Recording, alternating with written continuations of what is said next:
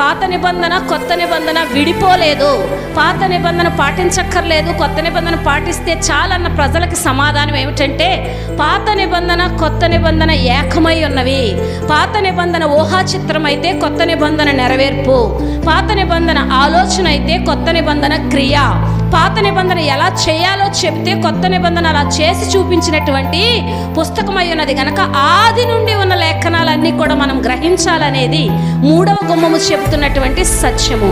అంతేకాదు, అక్కడ ఇంకో మాట కూడా చెప్పాను, మీకు గుర్తుందా? ఆ గుమ్మమును మార్చలేదు, బాగు చేశారంతే. ఎందుకంటే పాత నిబంధన మారేది కాదు.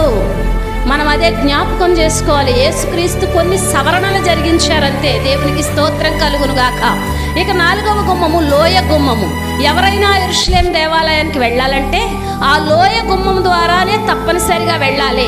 ఆ లోయ ద్వారము ఇరుకుగా ఉండేది, చాలా క్రిందికున్న మార్గమై ఉండేది. అక్కడికి యెరూషలేమును చూడాలన్న ఆసక్తి కలిగిన వారు మాత్రమే వెళ్ళగలిగారు. ఈ రోజుల్లో కూడా భక్తిని నేర్చుకోగలుగుతున్నారు కానీ విధేయతను నేర్చుకోలేకపోతున్నారు.